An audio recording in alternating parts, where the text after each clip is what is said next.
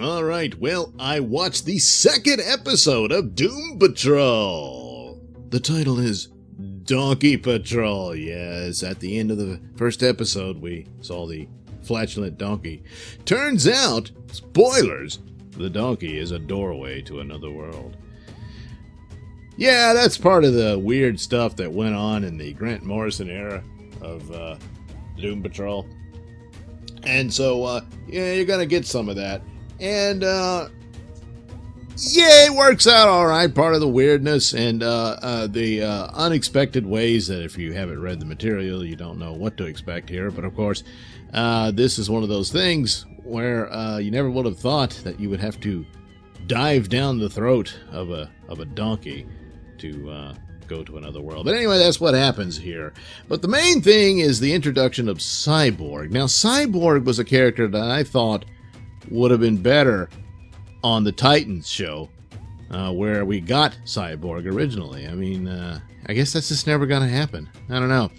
This guy, the personality-wise, is closer to the original Cyborg, but since the New 52, I think they kind of toned him down and then made him more of a smarter version of him, if you will, with all the knowledge being programmed into it. So he's closer to his father's personality than the jock and the fun, happy-go-lucky attitude guy that he used to have. But this version is closer to that in that he's just a guy, you know? He's just kind of normal, and he's all into being a superhero somewhat. And it's already established that he is. And there's more nods that they're in this DC Universe thing, you know. They mentioned the Justice League, and of course, we know they're in the same world as the Titans because they were introduced in the Titans and all that.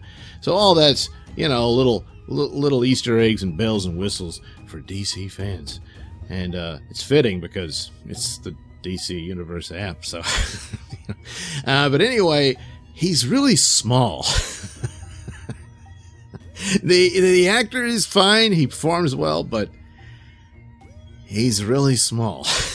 And then when Robot Man standing next to him, it, boy, kind of accentuates that. But the problem with this is why is Cyborg in here, other than they wanted a black man on the team, I guess. They could have made up another character, I suppose. But anyway, I guess that's the only reason. I don't know, because he's another robot man. Sort of, they both have the same story. They miss their humanity and what they used to be and all that. Now, Cyborg's got the better end of the deal because he's still got a good part of his body still left, where poor Robot Man is just a brain in a bucket. And but it looks, the way they handled it is the two do not get along, and Robot Man is kind of jealous of Cyborg's popularity and that sort of thing. So I guess they'll play on that with the relationship between the two. And also, obviously, Cyborg got the better end of the deal. Because poor Robot Man, again, is just a brain in a bucket. A big, strong bucket, but it's a brain in a bucket. So Crazy Jane was the least favorite of the characters that were introduced for me. And that's how it's supposed to be. I mean, nobody would get along with her. The only reason Robot Man cares for her is because she's a substitute for his daughter. And that's why he's immediately very fatherly towards her and trying to save her, trying to get across to her, which is pretty much impossible because of all the different personalities she has, each one with a new superpower, which is interesting. And then they revealed the most powerful one came out, and that was a mistake. Fortunately, Cyborg could shield himself. And so there was some interesting little effects here and there with that for a show that he can't afford a movie budget. I mean, he looks rather simplistic compared to the movie Cyborg. But again, the personality, which I liked the movie Cyborg in Justice League. I'm one of the few that had some amount of positivity toward that movie, which it's a bad movie, yeah.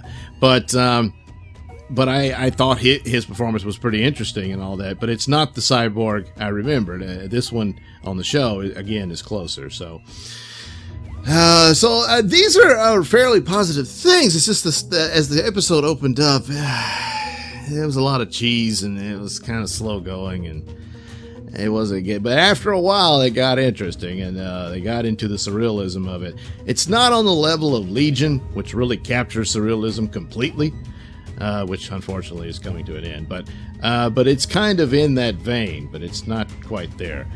So you got a little more insight into the characters, which was kind of going over material they already did. But it was interesting scenes with Negative Man. He's had enough. He's decided to go live off by himself, isolated from everybody. The negative entity won't let him do it.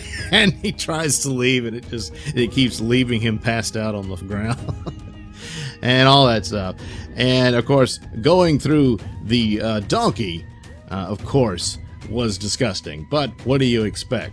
They get there, and Niles Calder, the chief, has gone missing. And I noticed this from the last episode in the opening, where it just says Timothy Dalton, with Timothy Dalton, or featuring Timothy, something like that, like he's just a guest star. So I don't know that he's a constant, regular character, whereas the team is. But they probably only have him for a few scenes.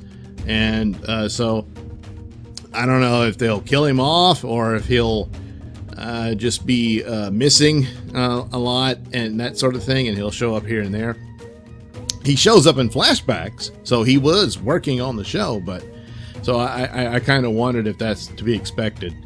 A lot of comparisons between Doom Patrol and X-Men, which a lot of people think the X-Men ripped off Doom Patrol, and there's certainly the elements. They're outsiders, they're weird, and people reject them and all this sort of thing, and their leader is in a wheelchair. Well, gee, I don't know why people make that connection. And another thing about Professor X, he disappears a lot, or he dies a lot. You know? So maybe that's what they're going to do with the Chief. So who knows? But anyway, it wasn't so horrible an episode that, I mean, because like I said, it got better, and I thought that the ending, well, it doesn't really resolve anything, but it was more displays of these characters and the basically the suffering that they're going through because of what's happened to them, and it's all very interesting. And the Negative Man, where he has to make contact and communicate with this entity that's really destroyed his life, but he's stuck with it.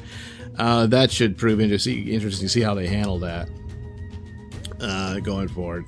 And so that's pretty much where you are. It's kind of more the same of what the first episode displayed, but they got quite a few episodes to go. I just hope it's not all about nobody capturing the Chief. I was kind of hoping they'd move into other things, but because Titans was kind of all one story, Raven, you know. I mean, but they managed to filter in some other stories too, which the best ones was all the Robin stories. So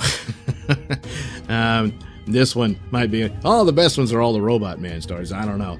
But so it's still nothing over spectacular where I said, holy crap, this really turned it around and you need to sign up. I can't recommend anyone paying for these shows. They're fun at times, they're entertaining, but there's nothing spectacular to justify paying for it. I'm doing it because I'm an idiot, but I can't say, oh man, like I said, you need to get over there and do it. So 3 out of 5 stars for this one. It was, I enjoyed the show. It was slow going, getting there, and there were some things that was just not that great. But I wasn't like, oh god, I can't believe I wasted my time with this. No, so yeah, I'll give them 3 stars for that. And for the Cyborg, which I was dubious of because of the similarities with Robot Man story, but yeah, this guy is performing a personality that's closer to the Cyborg I remember. Not quite. Cyborg was kind of a smart-ass jock type guy, and that's all gone these days. I don't know why, but it just is. I guess they wanted to be a sadder guy. There's room for both, but again, that gets too close to what Robot Man's dealing with as well. So I don't know. But anyway, there you go. Doom Patrol, Donkey Patrol. Yeah, I know it's confusing, but hey, that's the title they gave it. All right, thanks for watching and listening. Like and subscribe, and of course, check out the link description below that has links to all my stores and plenty of goodies for you. No, it's good stuff. Come on, you need shirts? Yeah, cover that up. and the mugs. You got to drink something. Why not buy a mug from me? and drink your delicious tasting drink from the mug. Yeah. Bye-bye.